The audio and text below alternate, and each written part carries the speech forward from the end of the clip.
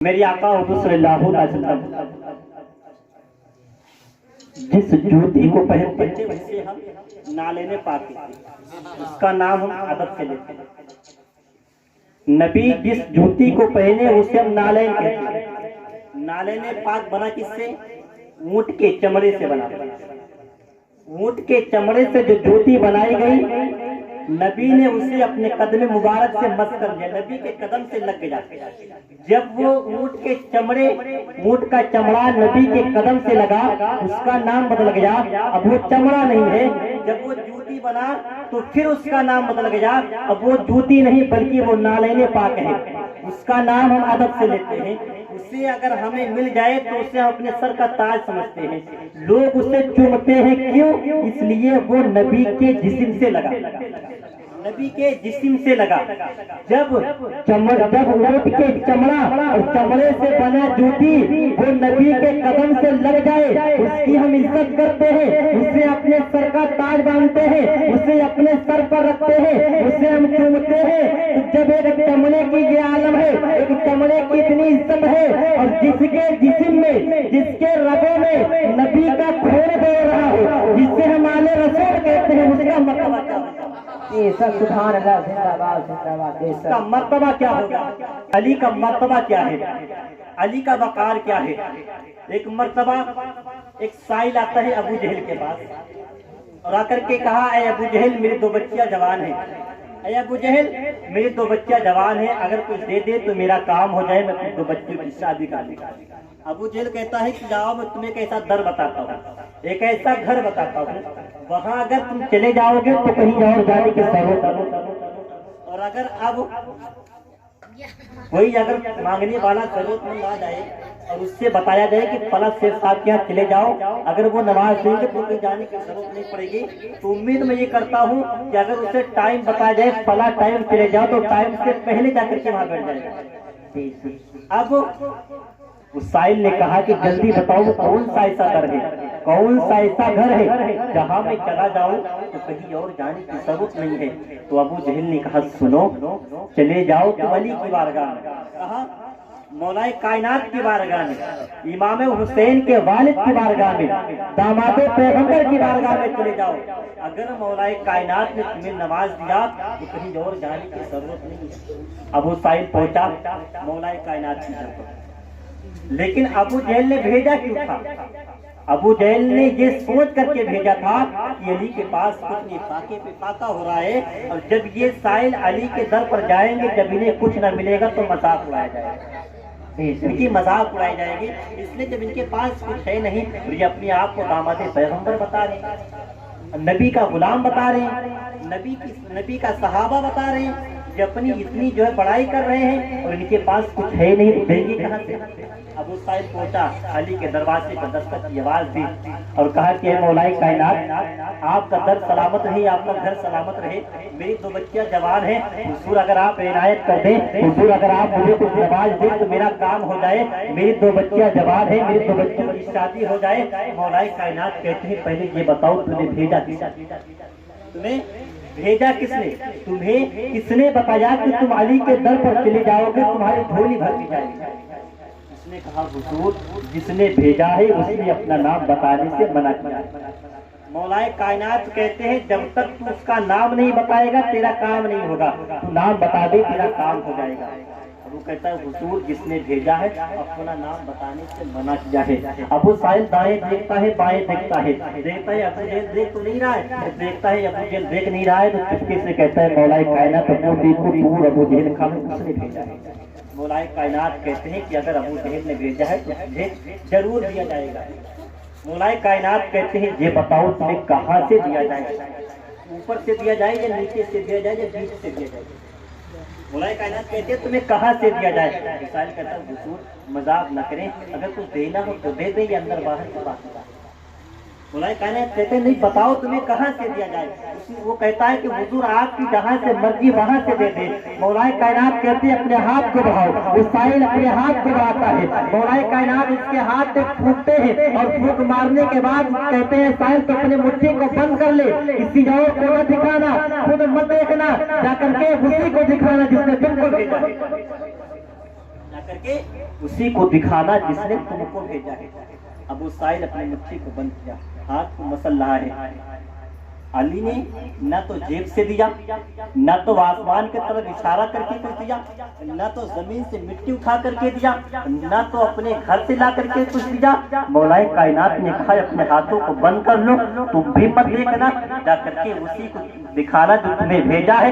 ابو سائل سوچ رہا ہے آخر مٹھی میں ہے کیا، مٹھی میں ہے کیا۔ ادھر ابو جہل اپنے ساتھیوں کو، اپنے چمچوں کو اکٹھا کر لیا اور کہا کہ دیکھو میں نے سائل کو بھیجا تھا علی کے دربار میں، علی کی بارگاہ میں، وہ دیکھو سائل آ رہا ہے، نہ تو سائل اپنے پیٹ پہ کچھ رکھے ہیں، نہ تو سر پہ کچھ رکھے ہیں، ہاتھ ملتے ہوئے آ رہا ہے۔ اس کا مطلب علی نے کچھ نہیں دیا۔ میرے پیارے تاریخ شاہد ہے، جب وہ سائل جو ابو جہل کے پاس پہنچتا ہے، ابو جہل نے کہا تھا کہ یہ سائل یہ بتا مولا کائنات نے تجھے کیا دیا؟ تو سائل نے کہا تھا اے ابو جہل، مولا کائنات نے ہمیں وہ دیا ہے جو کسی اور کو دیکھنے سے منع کیا ہے، اور کہا ہے اگر کوئی دیکھے گا تو ابو جہل، اب اگر کوئی دیکھے گا تو ابو جہل دیکھے گا۔ ابو جہل اور پریشان، کیا آخر مٹھی کھولو دکھاؤ مٹھی میں ہے کیا۔ اب ابو جہل اور پریشان ہے کہ علی نے دیا تو کہاں سے دیا اور کیا دیا جو مٹھی میں ہے۔ سائل نے اپنے ہاتھوں کو کھولا، ابو جہل کی آنکھیں کھلی رہ گئی۔ جب ابو جہل کی آنکھیں کھلی رہ گئی، ابو جہل نے دیکھا تو مٹھی میں ہتھیلی میں بہت ہی قیمتی ایک ہیرا پایا۔ کیا پایا؟ قیمتی ہیرا پایا۔ ابو جہل نے کہا کہ سائل بتاؤ علی نے تمہیں کہاں سے دیا؟ سائل نے کہا تھا کہ مجھے کہنے میں دیا جائے۔ ارے جب علی کے جھوٹ کا یہ عالم ہے تو نبی کا عالم کیا ہوگا؟ جب ان کی گدا بھر دیتے ہیں شہانے زمانہ کی جھولی، محتاج کا جب بھی عالم ہے تو مختار کا عالم کیا ہوگا؟ جی سب سبحان اللہ، زندہ باد، کا جب عالم ہے تو مختار کا عالم کیا ہوگا؟ محتاج کا جب عالم ہے تو مختار کا عالم کیا ہوگا؟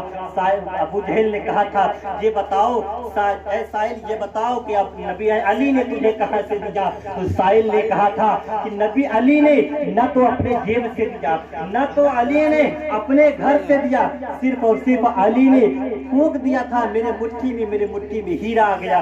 تو وہ مرتبہ ہے وہ مرتبہ ہے مولا کائنات کا کہ اگر سائل کے مٹھی میں پھونک دے تو وہ پھونک جو ہے کہ ہیرے میں تبدیل ہو جائے۔ انہی کے گھرانے سے اگر کوئی چشم و چراغ ہے جسے دنیا جہاں سید علامہ قطب الدین کے نام سے جانتے اور پہچانتی ہے، آج ان کے چہرے کی زیارت کرتے ہیں۔ میرے آقا حضور صلی اللہ علیہ وسلم کے زمانے کی روایت ہے، ایک یہودی تھا، یہودی نے یہ مشورہ کیا جب نبی کریم صلی اللہ علیہ وسلم مدینہ شریف مکہ سے ہجرت کر کے مدینہ پہنچے تو جو لوگ نبی کو دیکھتے وہ نبی کا کلمہ پڑھ لیتے، وہ نبی کے ہو جاتے۔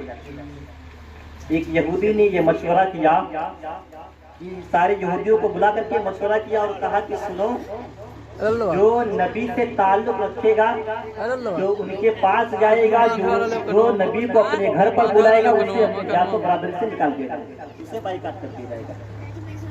جس نے یہ قانون پاس کیا، جس نے قانون بنایا، اسی کا ایک بیٹا تھا جو اپنے ماں باپ کا بہت ہی چہیتا تھا، بہت ہی پیارا بیٹا تھا، نوجوان تھا۔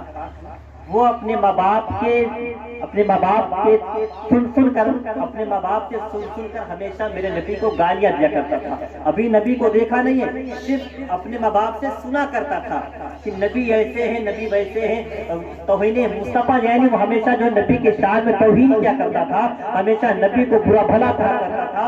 اپنے ہاتھ میں اینٹ اور پتھر لے کر کے مدینے کی گلی میں کھڑا ہو جاتا اور انتظار کرتا اگر نبی تشریف لے آئے تو ہمیں تکلیف پہنچائیں گے، نبی اگر تشریف لے آئے تو ہم انہیں تکلیف پہنچائیں۔ ایک مرتبہ کیا ہوا کہ وہ نوجوان جو ہے ایک گلی میں کھڑا ہے، ہاتھ میں پتھر ہے اور یہ سوچ رہا ہے کہ اگر نبی کا غسل ہو جائے تو ہم نبی کو تکلیف پہنچائیں۔ لیکن ہوتا کیا ہے، اچانک جب اس گلی سے نبی کا غسل ہوتا ہے، اس نوجوان کی نظر جب جو ہے میرے نبی کے چہرے پر پڑتی ہے تو دل کی دنیا بدل جاتی ہے۔ وہ نوجوان سوچ میں پڑ جاتا ہے یہ اللہ اتنی خوبصورت چہرہ نبی کا، اتنا پیارا चेहरा नबी का। मेरे माँ बाप तो कहा करते थे कि नबी की सूरत जो है अच्छी नहीं है, नबी देखने में अच्छे नहीं लगते हैं, इतना जो है सुहाना चेहरा है, इतना अच्छा चेहरा है। नौजवान का दिल जो है बदल जाता है। अब वो सोच में पड़ जाता है कि अगर हम अपने माँ बाप से मोहब्बत करते हैं तो जहन्नम में जाएंगे, नबी से मोहब्बत करते हैं तो जो है जन्नत में जाएंगे। नौजवान सोचो फिक्र में डूब जाता है, नौजवान परेशान हो जाता है। आखिरकार उस नौजवान ने मेरे नबी से मोहब्बत कर बैठता है, मेरे नबी से इश्क कर बैठता है। वो कैसा इश्क था, वो कैसा मोहब्बत था मेरे प्यारे। आज हमने जो है कोई भी मोहब्बत का जो है हमने जो है बहुत मोहब्बत की है, लेकिन हमने इश्क का जो है मजा ही नहीं उठाया है, हमने इश्क के बदले में कुछ दिया ही नहीं है। हमें क्या मालूम इश्क होती क्या है, हमें क्या मालूम कि मोहब्बत होती क्या है। मेरे प्यारे सच्चे दिल से अगर नबी से मोहब्बत कर लो, देखो मजा क्या मिलता है, देखो तुम्हें मिलता है क्या मिलता है। लेकिन हमने अगर मोहब्बत की है तो दुनिया वालों से मोहब्बत की है, हमने अगर मोहब्बत की है तो गैरों से मोहब्बत की है, हमने अगर मोहब्बत की है तो मोबाइल से मोहब्बत की है। यही वो मोबाइल है कि अगर इंसान चाहे तो मोबाइल के जरिए से आबाद भी हो सकता है, इंसान अगर चाहे तो मोबाइल के जरिए से बर्बाद हो सकता है। अगर आप ये सोचोगे कि हम मोबाइल के जरिए से आबाद कैसे हो सकते हैं, तो अगर मोबाइल को तब्दील कर लें, हमेशा जो है उलमा के बयान को सुनते रहे, हमेशा जो है उलमा के बातों को सुनते रहे, तो यही वो मोबाइल है कि जिस मोबाइल के जरिए से हम यहाँ बैठ करके मदीना को देख सकते हैं। यही मोबाइल है, इसी मोबाइल के जरिए से हम यहाँ बैठ करके जो है मक्का शरीफ को देख सकते हैं। पूरे कायनात में, पूरे कायनात के अंदर जितने नबी आए, जितने नबी के मजार है, सारे नबी के मजार को देख सकते हैं, सारे वली के मजार को देख सकते हैं। अगर हमें नमाज पढ़ना नहीं आता, अगर हम चाहे तो मोबाइल के जरिए से नमाज को सीख सकते हैं। अगर हमें कुरान पढ़ना नहीं आता तो हम चाहे जो है मोबाइल के जरिए से कुरान पढ़ना सीख सकते हैं।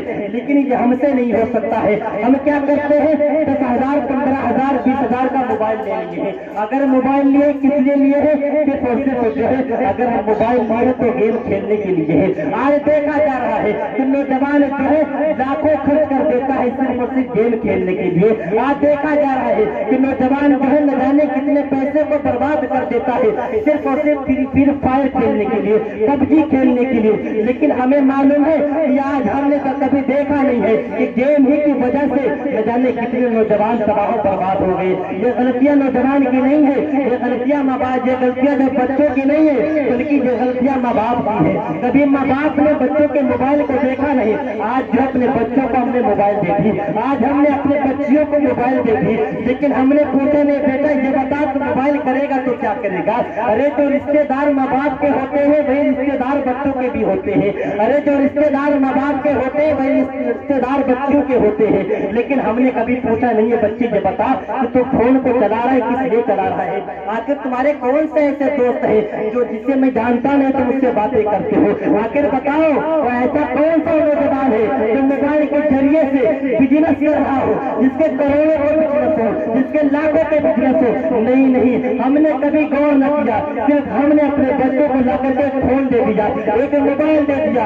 आज वो बच्चा तबाह बर्बाद हो रहा है। अगर वो बच्चा बिगड़ रहा है तो मोबाइल की वजह से बिगड़ रहा है। लेकिन हमने कभी गौर न किया, हमने कभी पूछा नहीं। मेरे प्यारे, जरूरी है ये बात हमें अपने जीवन में रखना चाहिए कि जब मेरा बच्चा को फोन चला रहा है तो आखिर क्यों चला रहा है। आज वो पूरी सारी रातें जो है मोबाइल पे गाना देख रहा है, मोबाइल पे पिक्चर देख रहा है। लेकिन हमने कभी गौर न किया, हमने कभी उससे पूछा नहीं, ये बेटा ये बता तो सारी रातें फोन पे क्या करता है, अरे बेटा ये बता तो पूरी रातें मोबाइल पे करता है तो क्या करता है। लेकिन हमने गौर न किया।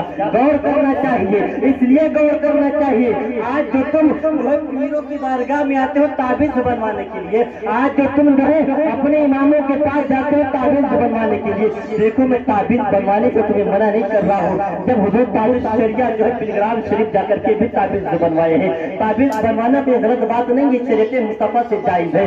लेकिन अगर तुम्हें जो है ये तुम चाहते हो कि मेरा बच्चा बिगड़े ना तो ताबीज बनवाओ, लेकिन बनवाने के बाद अपने बच्चों पे भी नजर डाल लो, अपने घर के अंदर भी नजर डाल लो कि मेरे घर में हो क्या रहा है, ताबीज जो लिखी जाती है तो कोई अपने घर से कोई चीज नहीं लिखता है, बल्कि कुरान की आयत के मफ़हूम को जो है, कुरान की आयत को जो है गिनतियों में शुमार करके उसी गिनती को लिखता है, उसे आज अपने गले में पहन लेते हैं। और जब उसे अपने गले में पहनते हैं, जब तक ताबीज की असर रहती है उस हमें शिफा मिलती है। उसके बाद में जब असर खत्म हो जाती है फिर हमें जो है शिफा मिलना बंद हो जाता है। लेकिन अगर हम चाहते हैं वो शिफा बरकरार रहे, वो शिफा हमेशा कायम रहे, तो करना हमें ये पड़ेगा कि हमेशा अपने घरों में कुरान की तालीम किया करें, कुरान की तिलावत किया करें। जब हम अपने घरों में कुरान की तिलावत करेंगे तो हमेशा जो है हमें जिंदगी भर शिफा मिलेगी।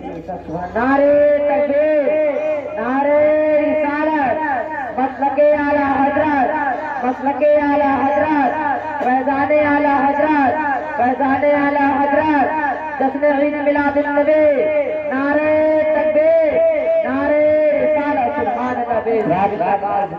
हमें सोचना चाहिए, हमें गौर करना चाहिए कि अगर आज हम परेशान हो रहे हैं, आज हमारी दुआ कबूल नहीं हो रही, तो आखिर कौन सी ऐसी वजह है, कौन सी ऐसी गलती है, कौन सा ऐसा हमने अमल कर लिया जिस अमल की बुनियाद मेरी दुआ रब की बारगाह में कबूल नहीं हो रही है। मैं बयान ये कर रहा था कि जब उस यहूदी ने नबी से सच्ची मोहब्बत की, जब उस यहूदी के लड़के उस नौजवान ने नबी से सच्ची मोहब्बत की, तो बहुत तेजी के साथ मैं सफर कर रहा हूँ इसलिए कि बस जो है उससे खिताबत और जलवागर होंगी, आज हमें इन्हीं को सुनना है। तो जब वो नौजवान नबी के इश्क में बेकरार हुआ, बेचैन हुआ, जब नबी से सच्चा इश्क किया, नबी से सच्चा प्यार किया, तो नतीजा ये हुआ कि एक दिन वो नौजवान मेरे नबी को देखने के लिए, मेरे नबी का दीदार करने के लिए मदीने की गलियों का चक्कर लगाता, मस्जिद नबी का चक्कर लगाता। जब नबी का दीदार हो जाता तो नौजवान एक बीमारी की शक्ल में घर को वापस होता।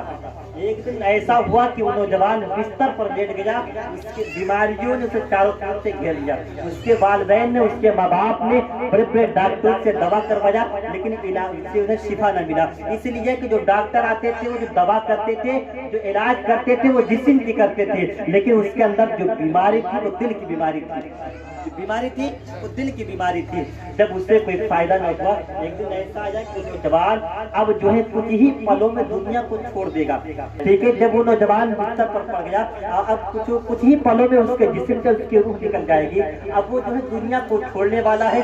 बाप जो है सराहने बैठ जाता है, भरी हुई आवाज में आंखों में आंसू लेकर के अपने हाथों को सर पर सहलाते हुए कहता है, बेटा अगर तुम्हारे दिल में कोई आखिरी तमन्ना हो तो बता दो, तुम्हारे दिल में कोई आखिरी आरज़ू हो तो बता दो। वो नौजवान कहता है, अब्बू जान मेरे दिल में एक आखिरी तमन्ना है, एक आखिरी ख्वाहिश है, अगर आप पूरी कर दो ना तो एक राज की बात बताओ। वो यहूदी कहता है, बेटा आप अपनी आखिरी तमन्ना बता दो, क्या अगर यहूदी कौम मुझे अपनी साथों बरादरी से निकाल दे तो बर्दाश्त कर लूंगा। बेटा तुम अपनी आखिरी तमन्ना बता दो। बेटे ने कहा, अब्बू जान मेरी आखिरी तमन्ना ये है कि मैंने कुछ दिनों से मोहम्मद सल्लल्लाहु अलैहि वसल्लम से सच्ची और पक्की मोहब्बत कर लिया हो।